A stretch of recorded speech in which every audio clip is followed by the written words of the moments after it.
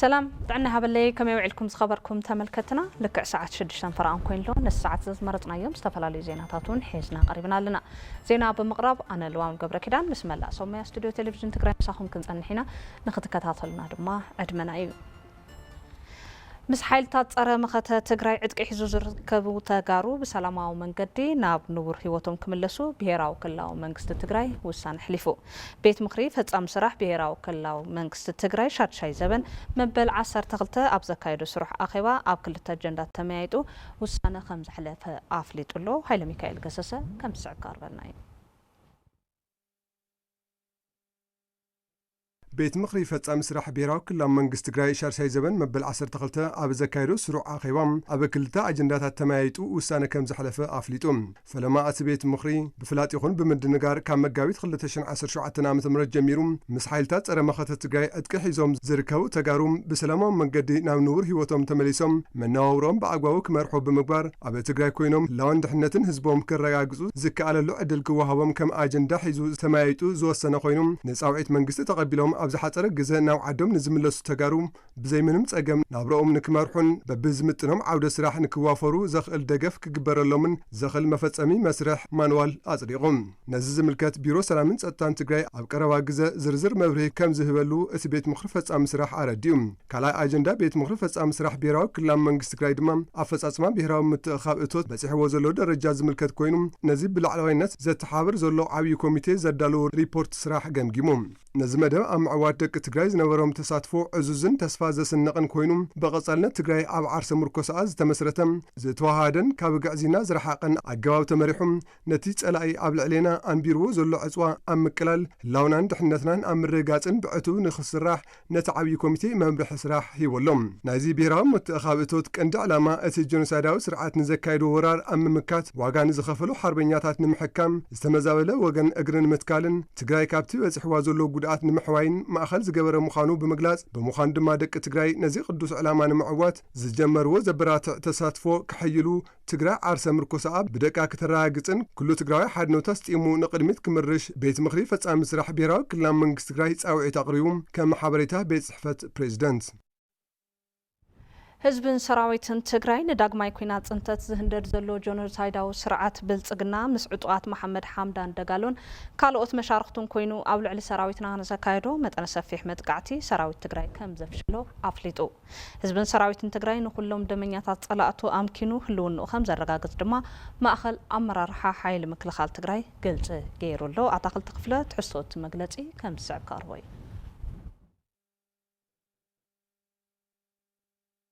ካብ ሓይሊ ምክልኻል ትግራይ ዝተዋሃበ እዋናዊ ሓበሬታ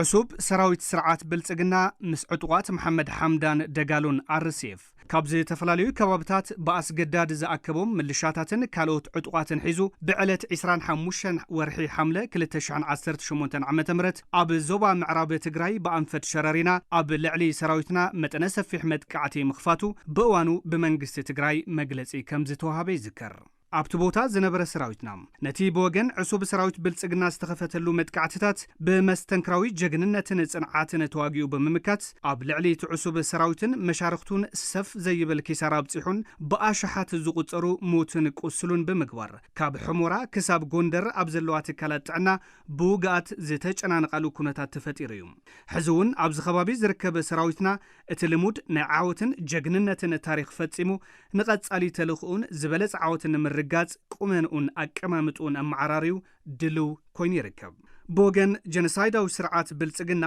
ነቲ ዝገጠሞ ዘይገመቶን ዘይተጸበዮን ስዕረት ንምሽፋን ዝተፈላለየ ናይ ሓሶትን ምድንጋራትን ወረታት ብምንዛሕ ኩሎም ሜላታት ፕሮፓጋንዳ ተጠቒሞም ነቲ ትርፊ ስዕረት ዓወተ መዝጊቡ ዘይፈልጥ ሰራዊቱ ሞራል ንምጽጋንን ህዝቢ ኢትዮጵያን ማሕበረሰብ ዓለም ንምድንጋርን እንዳጻዕረ ይርከብ ኮይኑ ግና ካብ መጀመርቱ ሞራሉ ዝተሰበረ ሰራዊቱ በዚ ናይ ሓሶት ዓወት ክጽግኖ ከም ዘይኽእል ጋህዲ ይኸውን ኣሎ እዚ ከምዚ እንዳሃለዎ እቲ ጆኖሳይዳዊ ስርዓት ብልጽግና ነቲ ካብ መጀመርያ ጀሚሩ ዝሓንጸጾ ህዝቢ ትግራይ ናይ ምጽናት ዕላምኡ ስለ ዘይተሳኽዐ ሕዚ እውን ሙሉእ ሰራዊቱን ኣጽዋሩን ኣጓዓዒዙ ኣብ ኩሎም መዋስንቲ ከባቢታት ትግራይ ኣኪብዎም ይርከብ። ስለዝኾነ ዳግማይ ኩናት ጽንተት ንምጅማር ኣብ ዘኽእሎ ድልውነት ከም ዘሎ በቢ ከባቢኡ ኣብ መሬት ዝረኣዩ ዘለዉ ምልክታት መረጋገፂ ሓቅታት እዮም። ሕዚ እውን እንተኾነ ነዚ ናይ ጆኖሳይዳዊ ስርዓት ብልጽግና ዕላማን ትልምን ከምቲ ዝሓለፈ ብናይ ህዝብናን ሰራዊትናን ጥሙር ቅልጽም መኪትና ከም ዘፍሸልናዮ ሎሚ እውን እቲ ንዳግማይ ኩናት ጽንተት ከኣቱ ዝህንደድ ዘሎ ጆኖሳይዳዊ ስርዓት ብልጽግና ዕላምኡ ንምብርዓን መላእ ህዝብናን ሰራዊት ትግራይን ኣብ ዝለዓለ ሞራልን ድልውነት ከም ዘሎ ጥራሕ ዘይኮነስ ከምቲ ልሙድ ነቲ ዕሱብ ሰራዊት ስርዓት ብልጽግና ብጅግንነትን ጽንዓትን ብምድምሳስ ባግን ድሌትን ኩሎም ደመኛታት ጸላእቶም ኪኑ ህልውንኡ ከም ዘረጋግጽ ንፈታውን ጸላእን ክነፍልጥ ንፈቱ። ዘበት ንብሔራዊ ብርሰት ክብርን ሞጎስን ንሰማዕታትና ካብ ማእኸል መራርሓ ሓይሊ ምክልኻል ትግራይ ሐምለ 28 2018 ዓ.ም መቐለ ትግራይ። ህዝቢ ትግራይ ንምውሓስ ህልውንኡ ውዳበታቱ ብምጥንኻር ምውጋድ ጆኖሳይዳዊ ስርዓት ቃልሱ ከጠናኽር ህዝባዊ ወያነ ሓርነት ትግራይ ፀዊዑ። ገነት ካሕሳይ ተወሳኺ ፀብፃብ ክትበና ፍትሐዊ ዕላማት ሓንጊጥና ህልውናና ክንረጋግጽ ኢና። ጆኖሳይዳዊ ስርዓት ብልጽግና ህዝቢ ትግራይ ካብ ገጸ ምድሪ ንምጥፋእ ትልሚ ሓንጺጹ ብዕሊ ካብ ዝእውጅ ዓመታት ኣቑፂሩሎ። ኣብዞም ዓመታት ህዝብና ንምብራስ መልክዓት ጆኖሳይድ እናቐያየረ ክሰርሕ ጸኒሑ እዩ። እዚ ህልውንኡ ኣብ ጥፍኣት ህዝቢ ትግራይ እዩ ኢሉ ኣሚኑ ዝወፈረ ስርዓት ኣብ ወርሒ ጥቅምቲ 2013 ዓመተ ምህረት ዝኸፈተ ቅልዕ ወራር ስዒቡ ህዝቢ ትግራይ ንህልውንኡ ብዘካየዱ ተጋድሎ ተገዲዱ ናብ ስምምዕ ምቁራጽ ተኽሲ ኣትዩ እዩ። እንተኾነ ግን ትልሚ እዚ ስርዓት ህዝቢ ትግራይ ከም ህዝቢ ምብራስ ስለ ዝኾነ ነቲ ስምምዕ በቲ ሓደ ገጽ መሳርሒ ብርሰት ህዝቢ ትግራይ በቲ ካሊእ ድማ መዳለዊ ንኻሊእ ዙር ኩናት ክጥቀመሉ እዩ ጸኒሑ። ኣብዚ ሕዚ እዋን እቲ ጆኖሳይዳዊ ስርዓት ንኩናት ክዳለው ድሕሪ ምጽናሕ ኣብ ዝሓለፈ ቀዳም 25 ሐምለ 2018 ዓመተ ምህረት ብሸነኽ ሸረሪና ኣብ ልዕሊ ሰራዊትና መጥቃዕቲ ብምፍጻም ናብ ካሊእ ዙር ደማዊ ኩናት ተሰጋጊሩ ይርከብ። እዚ ስርዓት ቅድሚ ሕዚ እውን ብሸነኽ ጸለምትን ዓፋርን እውን ተመሳሳሊ ተግባር ዝፈጸመ እንትኾን ብወገን ትግራይ ነቲ ኩነታት ንምህዳእ ብዝተኸተለቶ ስልቲ ናብ ሙሉእ ኩናት ክሰጋገር ኣይከኣለን። እንተ ሕዚ ግን እቲ ብሸነኽ ሸረሪና ጀመረ ውግእ ነቲ ብኩሉ ግንባራት ክጅምሮ ተዳልዩሉ ዘሎ ውግኣት ከም መጀመሪ ዝወሰዱ ተበግሶ ምዃኑ ፀሓይ ዝወቕዖ ሓቂ እዩ። ህዝቢ ትግራይ ኮነ መሪሕ ውድብ ሕወሓት ሓደጋ እዚ ኩናት ከቢድ ስለ ዝኾነ ስርዓት ብልጽግና ካብ ዝሕተራ ኩናት ተቆጢቡ ኩሎም ኣፈላላያት ብዘተን ድርድርን ክፈትሑ ክምሕፀኑ ጸኒሖም እዮም። እንተኾነ ግን እዚ ጆኖሳይዳዊ ስርዓት ንትዕግስትን ምሕፀንታን ህዝቢ ትግራይን መሪሕ ውድብ ሕወሓትን ጸማም እዝኒ ብምሃብ እቲ ዝጀመሮ ብርሰት ህዝቢ ትግራይ ንምምላእ ብሸነኽ ሸረሪና እቲ ዝብህጎ ካሊእ ዙር ደማዊ ኩናት ጀሚርዎ ኣሎ። ጆኖሳይዳዊ ስርዓት ብልጽግና ህዝቢ ትግራይ ናይ ምንባር ተፈጥራዊ መሰሉ ንምውሓስ ብጽንዓት ከም ዝቃለስን ከም ዝዕወትን ካብቲ ኣብ ሸረሪና ዝተጎልበቦ ስዕራት ክግንዘብ ይግባእ። ጆኖሳይዳዊ ስርዓት ብልጽግና ኣብቲ ብሸነኽ ሸረሪና ብትዕቢት ሓቢጡ ብሰማይን ምድርን ዝጀመረ ውግእ ከቢድ ሰብኣዊ ንዋታውን ኪሳራ እዩ ገጢምዎ። እቲ ሓደራ ህዝቡ ተሓንጊጡ ጫፍ ብልሒ ቃልስና ኮይኑ ዝጋደል ዘሎ ጅግና ሰራዊትና ዘረኣዮ ጅግንነትን ቆራጽነትን ነቲ ህዝቢ ትግራይ ብቐረባ ርሕቐት ዝጥምቶ ዘሎ ኣጠቓላሊ ዓወት ህያው ምስክር ኮይኑ ንወገን ዘኽሩዕን ጸላእ ድማ ቀስሙ ሰበረ ውግእ እዩ። ነዚ ስዒቡ ጆኖሳይዳዊ ስርዓት ብልጽግና እቲ ኣብ ባይታ ዝሰኣኖ ዓወት ብናይ ሓሶት ፕሮፓጋንዳ ንምክሕሓስ ወፍሪ ኣብ ምክያድ ዝርከብ ኮይኑ እንተኾነ ግን መላእ ተቃላሳይ ህዝብና ባህሪ እዚ ስርዓት ኣዕርዩ ዝርዳእ ስለ ዝኾነ ሰማዕ የብሉን። በዛ አጋጣሚ ኣብ ሸረሪና ዝርከባ ኣሃዱታት ሰራዊት ትግራይን ዝፈጸሞ መስተንክራዊ ጅግንነትን ዘመዝገቡ ዓወትን ዘለና ክብርና ኣዳን እናገለጽና ብሓፈሻ ድማ ፍትሐዊ ዕላማት ሓንጊጥኻ ትቃለስ ዘለኻ መላእ ሰራዊት ትግራይ ህልውና ህዝብኻ ንምውሓስ ትገብሮ ዘለኻ መስተንክራዊ ቃልሲ ኣብ መዋእል እታ ክንሃንፃ እንብህጋ ዘለና ውሕስቲ ልምዕትን ዲሞክራሲያዊትን ትግራይ ንወለዶታት ተዘንተወ ዝነብር ቅያ እዩ። እዚ ጆኖሳይዳዊ ስርዓት ብልጽግና ብኣንፈት ሸረሪና ጀሚሩ ብኩሉ ግንባራት ንምዝማት ዝወጠነ ውግኣት ነቲ ውድብና ሕወሓት ካብ ባህርን ምድላዋትን እዚ ስርዓት ብምብጋስ ንኹነታት ገምጊሙ ምስ መላእ ህዝብና ከካይዶ ዝጸንሐ መድረኻት ወፍሪ ዘበትን ብሔራዊ ብርሰት ብተግባር ዘረጋገጸ እዩ። ስለዚ ህዝብና ከምቲ ኣብቲ መድረኻት ዝበጽሕኻዮ መደምዳምታ ህልውናኻ ዝረጋገጽ ኣብ መቃብር እዚ ንኹሎም ኣመራጽታት ሰላም ብምዕጻው ከብርሰካ ዝህንደት ዘሎ ጆኖሳይዳዊ ስርዓት ስርዓት ስለዝኾነን ተቃሊስካ ካብ ምዕዋት ወጻኢ ካሊእ ኣማራፂ ስለዘይብልኻን ከም ቀደምካ ውዳበታትካ ብምጥንኻርን ሕሉፍ ተሞክሮኻ ብምቕማርን ቃልስኻ ክትጠናኽር ውድብካ ህዝባዊ ወያነ ሓርነት ትግራይ እየዘኻኽር ዓወትና ድማ እናይ ግድን እዩ ዘለዓለማዊ ዝኽርን ክብርን ንስዋዓትና ዘበት ንብሔራዊ ብርሰት ህዝባዊ ወያነ ሓርነት ትግራይ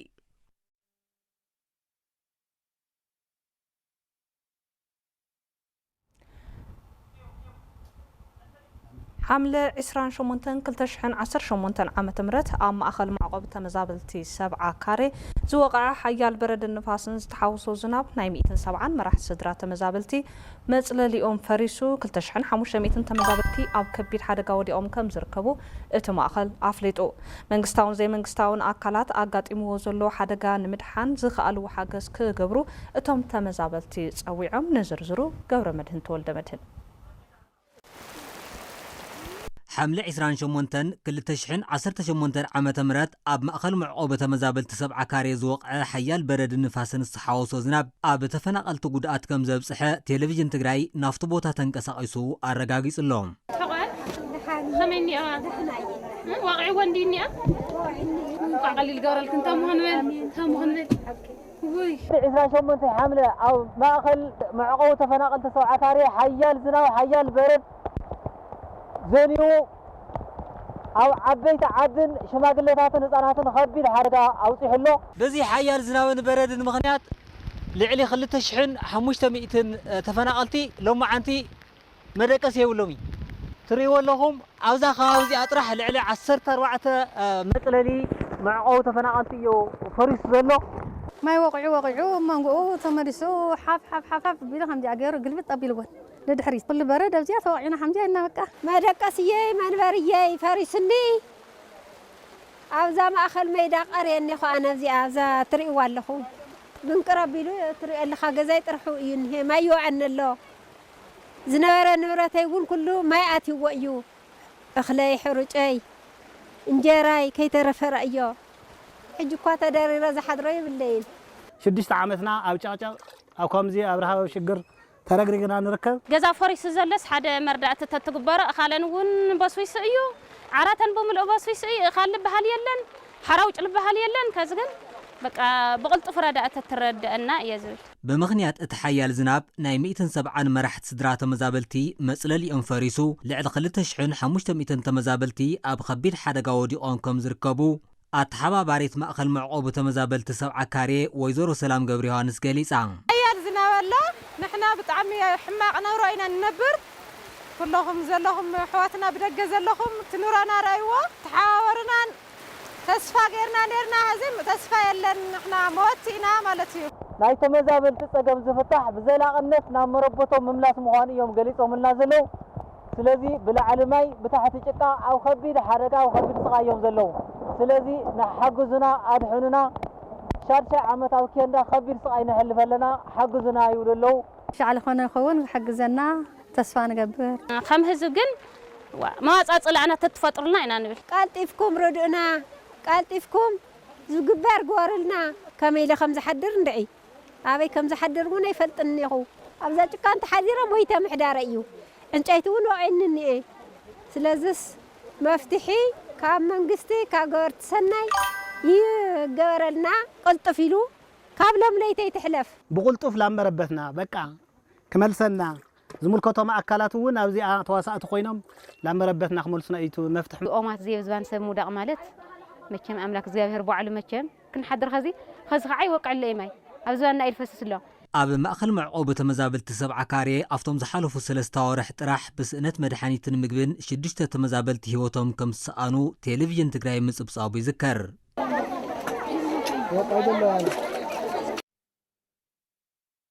هلونا حزب تግራይ ንምርግጋጽ በብርኩ ዘለዋ ውዳበታት ደቂ ኣንስትዮ ቃልሰን ብምሕያል ጆኖሳይዳዊ ስርዓት ኣብይ ኣሕመድ ኣብ ምውጋድ እጃመን ከበርክታ ከም ዝግባእ ኣመራርሓ ውዳበታት ደቂ ኣንስትዮ ትግራይ ኣፍሊጠን ሃፍታይ ባህረ ከም ዝስዕብ ቀርበልና እዩ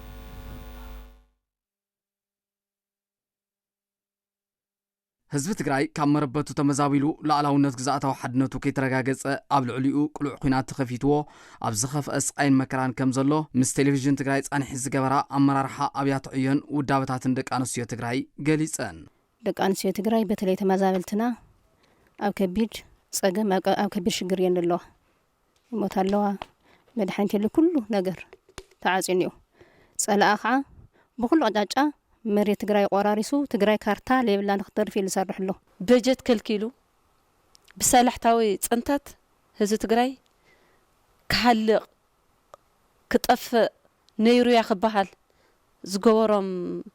ስራሕቲ ኣጣናኺሩ ወሲዱ ስርዓት እዚ ማለት እዩ ካዚ ክንደይ ሕዱር ሕማም ለለዎ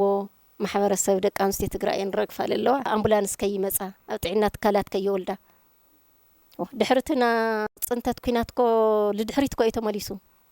ሞት ኣዴታት ኣብ ገዛ መዓት እዩ ወሊደ ኣብ ገዛ መዓት እዩ በብግዜ እንተርእና ሕዚ እውን ኣብ ክባ ኣብ ዕፅዋ ኢሉ እውን ሕዚ ኣብ ቁልዕ ኩናት ኣለና እዚ ስርዓት እዚ ብመላእ ትግራይ ሓይልታቱ ኣጣናኺሩ ያው ብቅርት ማሊ ስሩዕ ኩናት ከፊተሎ ኣብ ልዕሊ ህዝቢ ትግራይ ህዝቢ ትግራይ ሓድነቱ ብምጥንኻርን በብብርኩ ዘለዋ ውዳበታት ደቂ ኣንስትዮ ቃልሰን ብምሕያል ጀኖሳይደር ኣብይ ኣሕመድ ንምቅላስ ክሰርሓ ይግባእ ድማ ኢለን እተን ኣመራርሓ እዚ ጆኖሳይዳዊ ስርዓት ሕዚ እውን ክንህሉ ትግራይን ተጋሩን ክንህሉ ኣይደልን ስለዘይደሊ ድማ ምቅላስ ወሳኒ እዩ ተቃሊስና ኢና ሕዚ ክነመፅእ ንኽእል ተቃሊስና ኢና ሓርነትና ክነረጋግፅ ንኽእል ትግራይ ኣብ ሞንጎ ኣይትህልውን ክንህሉን እዩ ተቃልስና ኣሎ ኣብ ሞንጎ ክንነብርን ኣይትነብሩን ይለሎ ስለዚ ነዚ ተቃሊስካ እዩ ቱ ዓወት ክመፅእ ንኽእል ነዚያ ከዓ ንሕና ከም ኣመራርሓ እውን ከም ደቂ ኣንስትዮ እውን ኣነ ክንሰርሓ ልግበአና ንሰርሓ እውን ኣለና ተወዳዳት ደቂ ኣንስትዮ ምጥንኻር እዩ ኣይትነብርን ዝብል ስርዓት መፅእ ኣሎ ጀሚሩ ኣሎ ክንመርስ ኣይንኽእል ክንጠፍእ ኣይንኽእል ነዚ ከምዚ ዝበለ ስርዓት ንምጥፋእ ከዓ ህዝብና ሒዝና ብፍላይ ደቂ ኣንስትዮ ትግራይ ኣውዚ ዓሲልና ክንምክት ኣብዚ ስርዓት እዚ መቃብር ኮይና ኢና ህልውናና ነረጋግፅ ሕዚ እውን ግን ኣብ ኩናት ኢና ዘለና ተጠናኺርና ንቐፃል እውን በዚ ደረጃ እዚ ርኢና ክንቃለስ ኣለና ዘበትን ብሄራዊ ብርሰት ዝብል እንታጓል ተነስተይቲ ሕሪንዋ እዩ ዘሎ ሓሪና ናብቲ ዝነበረ ናይ 2013 14 ዝነበረ ውዳብኣ ተመሊሳ ሪኣ ዘሎ ውዳብኣ ኣፅኒዓ ካብ ዋህየ ጀሚሩ ብሎካት ልምዓት ጉጅለ ጀሚሩ ትውዳበታት ጠንኪሩ ነዚ መኸተዚ ንኽዕውት ብጣዕሚ እዩ ተላዒሉ ዘሎ ሓድነትና ስጢምና ህላውና ክንረጋግፅ ኢና ክንወስድ ዘለና ክንቃለስ ዘለና ነዚ ዝዕንቀፍ ሓይሊ ብትረት ክንቃለሶ እዩ ዘለና ህዚ ግዜ የለ ልዕሊ ኩሉ ቅድሚ ኩሉ ግንባር ቀደም ኮይና ክንቃለስ እዩ ዘለና ካብ ምቅላስ ወፃኢ ካልእ ስለለየለ ካብ ላዕሊ ክሻብ ታሕቲ ምሕዝነት ርክብ ህዝቢ ንህዝቢ ብምጥንኻር ሓበራዊ ፀላኢ ምቅላስ የድሊ ዝበላ እተን ኣመራርሓ ኣብዚ ድማ ግደ ደቂ ኣንስትዮ ትግራይ ዝለዓለ ምዃኑ ይዛረባ ምስ ከምኡ ዝበሉ ውፅዓት ህዝብታት ተጠናኺሩ ኣብ ብሄራዊ ረብሕኡ ዓሲሉ ምእንተ ህልውንኡ ምስኦም ከምኦም ዝበሉ ውፅዓት ህዝብታት ዝቃለሱ ዘለዉ ብፀጋም ይኹን ብየማን ሓድነት ፈጢሩ ምቅላሱ ነውረ ይከውንን ማለት ሕዚ ተጀሚሩ ዘሎ ህዝቢ ለህዝቢ ምርኻብ ተጠናኺሩ ክቕፅል ኣለዎ እንኳን ምስ ጎራውትኻ ልክኣልቲ ኮይኑ ዓቕሚ ዲፕሎማሲካ ተዕምኻ ምስ ካልኦት ሃገራት እውን ኣነ ጠቅሚ ኢለ ልወስድ ማለት እዩ ኣብ ውሽጢ ናይ ውሽጣዊ ጥንካረኻን ሓድነትካን ሓይልኻን ጉልበትካን ግን ርክብ ወሳኒ ኢለ ልሓስብ ማለት እዩ ጀኖሳይዳዊ ስርዓት ኣብይ ኣሕመድ ቀፂሉሉ ዘሎ ኩናት ንምምካት ግቡእ ምድላው ከም ዝገበሩ ኣባላት ሰራዊት ትግራይ ኣርሚ 22 ገሊፆም ደረስ ብርሃነ ተወሳኺ ሓበሬታ ክበና እዩ ዓወትና ዘጠራጥር የብሉን ይብሉም ኣባላት ሰራዊት ትግራይ ኣርሚ 22 ምክንያቱም ናይ ማትና ንምግባጥ ናብ ዘለና ንምውሳኽ ወይ ምግባት ዝዓለመ ኣይኮነን እንታይ ማን ዝብል ከም ህዝቢ ክንነብር እንትንብል ኣይትነብሩን ዝብል ሓይሊ ስለ ዝገጠመና ይብሉም ብመሰረት እዚ ጀኖሳይዳዊ ኣገዛዝኣ ስርዓት ብልፅግናም ቀፂሉሉ ዘሎ ፅንተት ንምምካት ኣድላይ ምድላው ከም ዝገበሩ እቶም ኣባላት ሓቢሮም ትኹናት ቀፂሉሎ ቀጽሉ ስለ ዘሎ احنا እውን ተዘጋጅና ታትግበእና እጃምና ንትግራይ ነውፍያ ንዕወትና ንብጾትና ቃል ሓደረ ናይ ብጾትና ቃል ኣይንዕብርን ኣው ሽቶ ክንውጽሒና ትኹናት ተጀሚሩሎ ያው ሰራዊት ትግራይ ድማ ካብ ጀመርዎ ኩሉ ምድለዋት ተዛዚሙ ያው ተዘሎ ጸላኢ ንምምካት መጽኒ ሓይሊ ነኪቱ ሲዕሩ ንኽወጽእ ያው ኣብ ተጠንቀቕ ተዳሊ ይርከብ ማለት እዩ ቀጽልሎ ንሕና ድማ ንዕኡን ንምምካት كم تقارلت كم تدي إبن سراوي تقرأين دلوقتينا نعون أبهز قلنا هزنا خوينا نهزنا حدرا لنا نسواتنا حدرا لنا لو ንምምካት ድልዋትና ዘለና كحطوكم ينزلنا صلاي ያው نتصلا انسو سعرنا نحنا ህዝብና ሰላም ግኒው ያው ኩሉ ነዳድድዩ ካፍት ተሳይን ዛለ ካፍት ዘለና ጸልማት ወጽና በሰላም ወጽና ያው ንخنبر ህዝብ ትግራይ ድማ በሰላም ዓሪፉ ሰሪሑ በሰላም ወጽ በሰላም ንኻት ንገዝኡ ይዝደል ያው ንዑ ኢሎም አውሽቱ ነው ጽሐይለሙን ሰዋዕትናና ዝተሰው ያው ንሕና ለ ኮም ትግራይ ተሰዕሪና ንስዋዕ ዝግጅኢና ወለድና حليم زركونا عدي كنحلوا قبؤنا يكبلون قليصم كنتفوكمنا اينبركم سلازولنا زلو نحنا خا خنبرينا زبت اينطفئ نزل ያው ጭርሑ ህዝብ ትግራይ ተክለኛ ሰራዊት ትግራይ ይሆን ወላ ህዝብ ትግራይ ዘበት ንብሔራዊ ብርሰት ዝብል ክንጠፍእ አይንኽእልን ክንብሪና ይዙ ዘሎ ያው ዝኻ ክንብርና ግድኒ ማለት እዩ እዚኦም ከም ደረገጽ ክጠፍኡ ኣለዎ ኢሉ ከም ሰራዊት ትግራይ ድማ ከጥፋና ዝኽኣል ኃይሊ ንክተጥፍኡ ሕዩን ወሲና ኢና ድልውነትና ተዳሊናና ኩሉ ነገር ኣነ ተሰዊዐ ቶም ዝተረፉ ሕዋቴና ወለደይ ሰላም ኮይኖም ንኽነብሩ ሰሪሖም ንኽበልዑ እይትምኔተ ኣነ ማርስ ወለድና ካብ ቀደም ሒዞም ኢዶም ይሃውን መሬቶም ይሕልፎም ይሄም ኣይፈልጥን ናመከቱ ናተሰው ናቆሰሩ ኩሉ ሰዓት ናኸፈሉ ዛዛ መሬት ዚያ ኣርኪቦምና ያምናና ማለት እዩ ንሕናውን ኣነውን ከም ወለደዚ ኣብዚ ወለደዚ ኣው መሬት ቆሪሰ ክህብ ኣይፈቅድን ክንዕወቲና ንዕወተሉ መንገዲ ኻ ፍታሕወተ ተዛሕዝና እዩ ሕቶና ሕታው ህላው ሕቶ ህላው እዩ ሕቶና ግዛእታው ሓድነት መሬትና ንኽምለስ እዩ መንሰይ ትግራይ ዓቕሙ ዝፈቀዶ ናብ ሰራዊት ትግራይ ተጸምቢሩ እጃሙ ክፍጽም ከም ዝግባእውን እቶም ኣባላት ሰራዊት ጸዊዖም ዘላ ዓቕሙ ዝኽእል መንሰይ ተቃለስ ኣለዎ ኣብዚ ሕዚ ሰዓት ንቃለሲና ሕድረያትና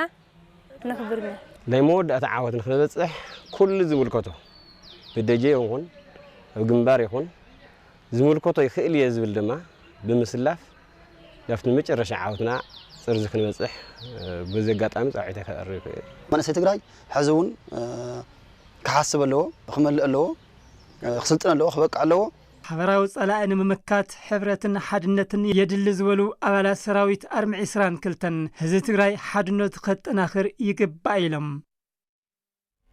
ለነዊሕ እዋን ጸገም ነበርት ኮይኑ ዝጸንሐ ካብ ክፍለ ከተማ ዓይደር ጣብያ ማርታ ናብ ክፍለ ከተማ ሓወልቲ ጣብያ ህዳሰ ዘራኽብ ድልድል ተሰሪሑ ግልጋሎት በቂዑ እዚ ድልድል ብምትሕዋር ደብረ ሰማዕት ቅዱስ ጨርቆስ ቤተክርስትያንን ኢንጂነሪንግ መስፍን ሓጺነ መጽን ከም ዝተሰርሐ ተገሊጹ ንዝርዝሩ ተስፋይ ታደሰ ይግባእ እግዚአብሔር ይኽብረልና ንነውሕ እዋን ጸገም ነበርት ኮይኑ ጸንሐም ኣብ ከተማ መቐለ ካብ ክፍለ ከተማ ዓይደር ጣብያ ማርታም ናብ ክፍለ ከተማ ሓወልቲ ጣብያ ህዳሰ ዘራኽብ ድልድል ብምትሕባር ደብረ ሰማዕት ቅዱስ ጨርቆስ ቤተክርስትያንን ኢንጂነሪንግ ሓጽነ መጽን መስፍንን ተሰሪሑ ንኣገልግሎት በቂዑ ነበርቲ ክልቲአን ጣብያታት እቲ ድልድል ንዝነበረ ጸገማት ግዜያዊ ፍታሕ ብምሃቡ ሓጎሶም ገሊጾም ብዚ ምፍትሑ ሓደ ትሕብረተሰብ ብልየ ዘይሩ ዝኸይድ ዝነበረ በቋራጭ ብዚኣ ገይሩ ይሸገር ክልተ ዓድሓና ዓይደር በቃ بحد تشاغيرو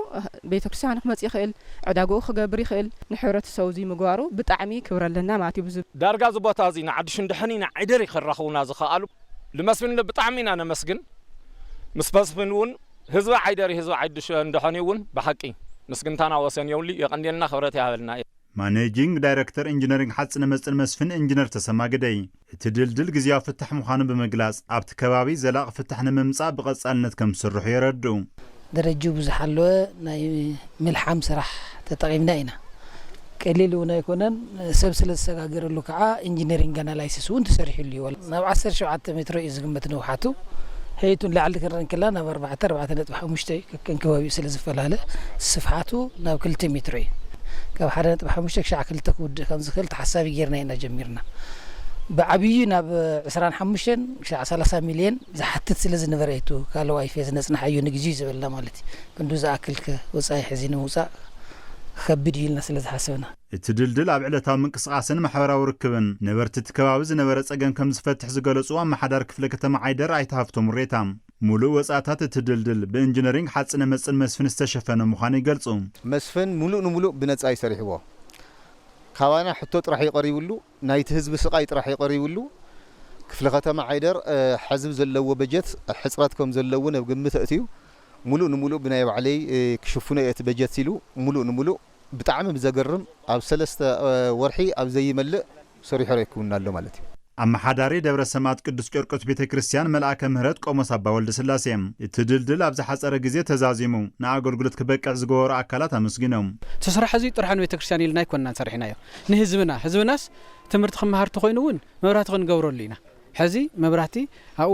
ብንጹር ክኸድ አምሲ ተመጽኳስ ንገዝኡ ክምለስ ንንዳመጥሓነውን ትምህርት ቤቱውን ናብ ዝተፈላለዩ ስፍራውን ሕክምናውን ናውዚና አይደር ሪፈራል ማለት ብላዕሊ ዝጓዓዝ ነበረ በዚ ሓፂር ስለ ዝኾነ በዚ ገይሩ ንኽመጽ ኩለ መዳያዊ ሓገዝ ንኽህብ ኢና ሰሪሕናዮ ማለት እዩ ንመስፍን ሓፂን መጽን ኢንዳስትሪያን ኢንጂነሪንግ ልዑል ዝበለ ምስጋና ኣለና ቢሮ ጥዕና ትግራይ ኣብ ወረዳ ሓውዜን ጣብያ ገጠር መጋብ ካብ ፍታን ነጻ ከባቢ ኣመሪቑ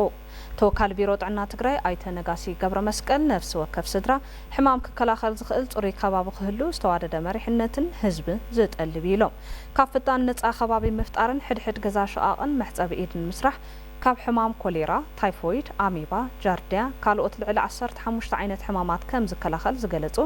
ኣይተ ነጋሲ እዚ ተመክሮ ናብ ኩሉ ትግራይ ክስፋሕፋሕ ቢሮ ጥዕና ትግራይ ይሰርሕ ከም ዘሎ ገሊጾም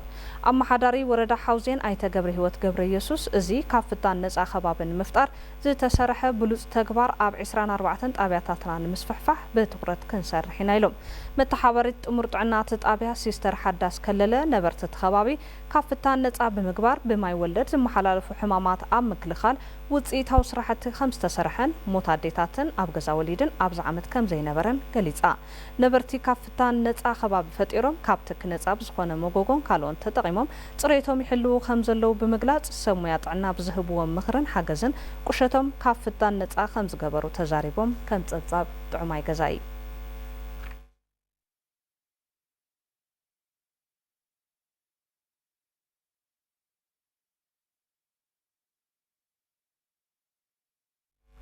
ማሕበረሰብ ንግዲ ፍትሓዊ ግልጋሎት ብምሃብን ዕዳጋ ብምርግጋዕን ኣብ ምውሓስ ህልውና ህዝቢ ትግራይ እጃሞም ክፍጽሙ ከም ዝግባእ ቤት ምኽሪ ንግድን ዘፈር ማሕበራትን ከተማ መቐለ ኣተሓሳሲቡ ታደለ ዳኛው ኣዋዲድልና ኣሎ ገብረ እግዚአብሔር ገዳሙ ድማ ከም ዝስዕብ ካርበልና እዩ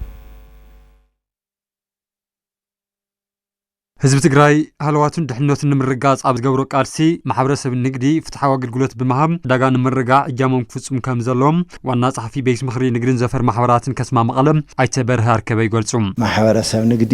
ህዝቢ እውን በቲ ዘለዎ ሓሪኑ ህዝቢ ትርፍል ግነዮ ከይኮነስ ብኣንጻር ሃለዋት ህዝብና እቲ ህዝቢ ብብዙሕ ከይጉዳእ ብቐረብ ብፍላይ ኣብ መሰረታዊ ሸቐጣት ዋጋ ለውጢ ክግበር የብሉ ነጋዳይና ህዝብ እውን ከምቲ ዝቐነዮ ቅድሚ ሰሙን ዝነበረ ዝተረጋግዐ ብፍላይ ሓምለ ቀዳማይ ሰሙናት ጀሚሩ ዝነበረ ተረጋግዐ ዕዳጋ እዩ ነይሩ ህዝብ እውን ብኡ ክቕፅል ኣለዎ እቲ ማሕበረሰብ ንግዲ ነዚ ኣብ ግምት ኣእትዩ ክንከባኸቦ ዓዳጊኡ ንጉስ እዩ ተዓዳጊ ክህሉ ኣለዎ ክዘልቕ ኣለዎ በዚ መንፅር ሪኡ ነጋዳይና ዕዳጋ ብፍላይ ህዚ ዕዳጋ ምርግጋዕ እጃም ዋጻ ይግባእ ምክንያታዊ ዘይኮነ ወሰኽ ዋጋ ኣብ ዝገብሩ ነጋዶ መንግስቲ ትግራይ ብዘውፅእ ሕጊ 366 ዝባር 2018 ከቢድ ቅፅዓት ዘስዕብ ከም ዝኾነ ዝገልጹ ኣይተ በርሃም ነጋዶ ነዚ ፈሊጦም ንቅፅዓት ካብ ዘቃልዑ ተግባራት ክቁጠቡ ድማ የተሓሳስቡ ዝሕግዙ ንኩሉ ኣካል አንጻር ዝመኸተ ዝተንቀሳቀሰን ነዙ መኸተ አንቀፈን ምስ ካልኦት ሓቢሩውን ኣሕረት ሰበደል ለብፅሐን ዘቕመጦም ከበድቲ ስጉምትታትን ቅፅዓታትን ለቕመጠ እዩ ኣብ ማሕበረሰብ ንግዲ እውን ብሰፊሒ ምልከት ወፂኡ ዘሎ ስለዚ ንሕና ብክልቲኡ መንገዲ ትዋና ንሕና ክንሪኦ ዘለና ህዝብና ብምግልጋል መዳይ ጽቡቕ ክንሰርሕ ፍትሓዊ ክንኮን ንቃለስ ኣለና ዋጋ ብምንሃር ብምሕባእ ቦታ ብምቅያር ዘይኮነ ነገር ዕዳጋ ለኽብሩ ነገራት ከም ምንዛሕ ጠጠው ክንበብል ኣለና ካብ ተሓታትነት እውን ዓርስና ነፃ ክንወፅን ክንጥንቀቕን እውን የበዘጋጣሚ እዚ ክተሓሳስብ ዝደሊ ህዝቢ ትግራይ ኣብዚ ሕዚ እዋን ኣብ ናይ ህልውና ሓደጋ እዩ ዝርከብ ዝበሉ እቶም ዋና ጸሓፊ ነቲ ዘሎ ሓደጋ ንምቕልባስ ድማ ማሕበረሰብ ንግዲ እውን ዜግናታዊ ሓላፍነቶም ክፍጽሙ የግንዝቦም ኣብ ትግራይ ዝበፅሕ ዘሎ እንጃቢቡ ዘሎ ሓደጋ ከቢድ እዩ ከም ተጋሩ ድማ የገድሰና ይጨንቐና እቲ ማሕበረሰብ ንግዲ እውን ንህላውና ኣብ ዝግበር መኸተ ከም ተጋሩ ሓቢርና ሰሚርና ነዚ ዘድሊ ኩሉ ክነማልእ ኣካል ትህላው ትግራይ ዝግበር ዘሎ ቃልሲ ንኹን ብፍላይ እቲ ማሕበረሰብ ንግዲ ናይ ኢኮኖሚ ዓምዲ ኣብ መኸተና ብዝተፈላለየ መንገዲ ብፍልጦና ብዓቕምና ብሃፍትና ብዝተፈላለየ ክንሕግዝን ክንድግፍን ትግራይ ካብ ሓደጋ ካብ ዳግም ፅንተት ክትድሕን እጃምና ክንዋፅእ ኣለና ህዝቢ ትግራይ ይበፅሖ ካብ ዘሎ ቁጠባዊ ጸቕጥን ክልከላን ንምውፃም ግደ ማሕበረሰብ ንግዲ ዝዓዘዘኩም ዝኾነ ድማ ኣይተበርሃ ርከበ ይሕብሩም ኣብ ወረዳ ኢሮብ ኣብ ዝኽራማት ልዕሊ 62,000 እንስሳት ሕፅረት ቀለብ ከም ዘጋጠመን ኮሚቴ ቅድመ መጠንቀቕታ እታ ወረዳ ኣፍሊጡ መንግስታውን ዘይመንግስታውን ትካላት ንሓረስቶት ቀልጢፎም ዝባፅሑ ኣዝርእትን ቀለብ እንስሳትን ሓገዝ ክገብሩ እቲ ኮሚቴ ፃውዒት ኣቕሪቡ ገብረ መድን ተወልደ መድን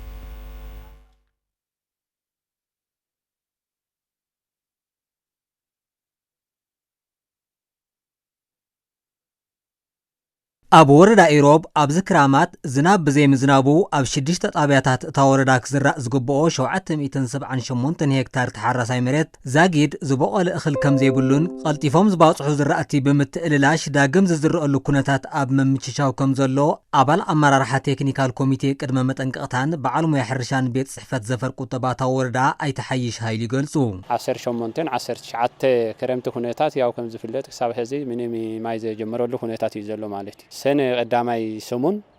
ماي كجمرت تسويت جبر سعود جمرو خعات وكزرع زقبو يا وحرشة كزرع يتسويت زقبر نيرو معلش تلميتو وتتحيزو نيرو يا وتو تقلنا تحرس هاي مريسنا كزرع تواحدو تتحيزو نبرة شوعت 278 وشدشت هكتار كزرع يا أبناي كل تشين 10 شعتين تلمي تتحيزو يا وكابو 15 هكتار يبيعفون مايكو مصو يخيل يتواهلو 15 هكتار تزرع نيرو نسو حزي كم زي تزرع يلن مالتي ابايتا كاو وصاي ياو كم زي تزرع نحنا ناتنا ريبورت كساب حزي مالتي ياو ناب شوعت 278.6 هكتار كيتزرع كم زترفي زلو مالتي افتا وردا كاب زلو لعل سسان كلتن شح انسا 75 مئتاو حصرات قلب كم زقاطمنن نتن انسات هيوت المدحان لعل 37,500 طن قلب انسات كم زدلي حبيرهم ابي انسسا مصيخا ياو بزح صقن كم زلو مالتي ياو تو خوابينا كم زفلت تدراقي خوابي مزحتي وني تناي انسسا قلب لنا نتقملو بلسي نيرو بلسي وين تقلالا هذه حدا فوتو تري تقولوهم درق يزلو مالتي تقلالا سايقردد سوسان كل تشحين كل 200 سنه 7 6 خوابي بزحين انسسا تلبقع كفتي مصعኛ زحاوسه بزحين انسسا ያው ኑ ዘአክል ተባሂሉ ታታ ሒዙ ዝነበረ ናብ 37,500 ቶን ቀለብ የድሊ ተባሂሉ ተታሕዙ ነይሩ ዝተሓዘ ቀለብ ክርእ ከለናውን ናብ 7,000 ገለ እዩ ናብ 30,000 ልዕልዩ ፊድጋብ እንዮና ማለት ቀለብ ሳሕጥረት እንዮና ማለት ልዕሊ 80 ሚእታው መነባብሩ ህዝቢ ኢሮብ ኣብ ሃፍቲ እንስሳ ዝተመስረተ ከም ዝኾነ ዝሓበሩ ኣይተሓይሽ ሕዚ ብሰንኪ ድርቂ ገጢምዎ ዘሎ ሕፅረት ቀለብ እንስሳ መንግስታውን ዘይመንግስታውን ኣካላት ሓገዞም ከበርክቱ ፀዊዖም ከባቢና ከም ዝፍለጥ ብልዕሊ 80% ብእንስሳ ዝመሓደር ከባቢ እዩ ላላ እንስሳ ትኩረት እንተዘይደግፍናሉ ኣፀጋሚ እዩ ኑ ዘድሊ ቀለብ እውን ያው አክሳባ 30,545 ከባቢ ቶን በቀለብ የለኒ ይልና ጽብጽብናለና ማለት እዚ ክንጽብጽብ ከለናውን ናብ ዝተፈላለ መንግስታዊ አካላትን ናብ ዘይ መንግስታዊ አካላትን ድጋፍ ንክገብሩውን ክሳብ ክልል ሪፖርት ገርናለና ማለት በፍሩስካ ኾውን ይኽእል ምስ ሓሰርን ካብ ዘሎ ከባቢ ኾውን ይኽእል ዱርቃ ካብ ዘሎ ከባቢውን ኾውን ይኽእል ደጋፊ አካል كله جواري سنة كوني خيلو منجست أكل كوني خيلو أو دجاج ولا عقم زلوا أكل كوني خيلو ولا احتاج يقبروا له ويا وزاوية نجبرنا مالك تمثاليت جنة سخونة حملوا كباب مفتار حبر السبز تقلم تغلطات كبو كنكر كجبر لهم كم زقبا هاجر سبكت كتمام مقالات صويعهم أبقى قطر علالا بيت دناقل مكان طباب حصانات قدام مريم بزهان وفري تخلافلسي تخايدو جنة كحساي زرزر كتبنا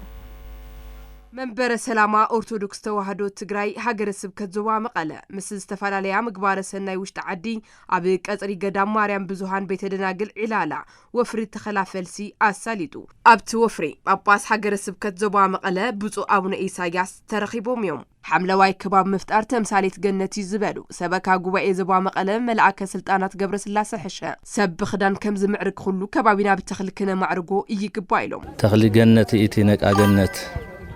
جنة تبهال እጽዋት ተፈላለዩ እጽዋት ዘለዋ ለኑሮ ምቹት ዝኾነት ተሂላ ያዙ ምሰን እዚኣ እውን እግዚአብሔር አምላክ ፈጢሩ ለአዳም ሔዋን ሂቦም ክሕልውዋ ክንከባኸውዋ ትእዛዝ ሂብዎ እዩ እጽዋት ህይወትና እዩ ግርማና እዩ ማዕርጊል ሰብ ብክዳን ከም ዝምዕርግ ኩሉ ሰብ መሬት እውን በአበባ ብለምለም በሃመልማል እያ ትምዕርግሞ ኩሉ ቤትም ዓለም ዘለና ክንተክል ክንንከባኸብ ይዝግባእ ኣብ ቀጽሪ ገዳም ማርያም ብዙሃን ቤተ ደናግል ዕላላ ወፍሪ ተኸላፈልሲ ካብ ዘካየዱ ትካላት ምግባረ ሰናይ ኣይተ አሸናፊ አስመላሽን ወይዘሮ ፍሮወይን ኃይለ ማርያምን ከባቢና ብትኽልታት ብምሽፋን ሓምለዋይ ከባቢ ኣብ ምፍጣር እጃምና ክንፈጽም ይግባእ ኢሉ ብዙሕ ግዜ ቤተ ክርስቲያን ከባቢ ተኽሊ ይህሉ እዩ እሱ ሓደና ዋዕሉ ዝኾነ ምልክት እዩ ምናልባት ኣብ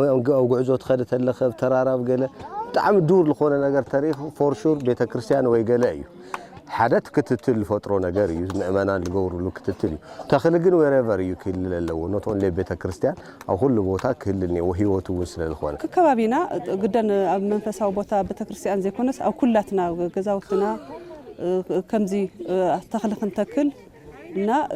أقربات خنا قصلي لي زحسب كل سب كساتف اللو متحابة بريت علالا بيت دناقل مكانت بهتانات قدام مريم بزوهان اما هو ولد كيدان مسرات جبريل عبهنت أزركا بقت قدام مأمن عند تصليلون زعرفلون متشو قدام نكخون وقلنا قوني تنسات وفري تخلافل سمكياد قدن يلن أتكلت مالتنا قنات مسالي سلالغانا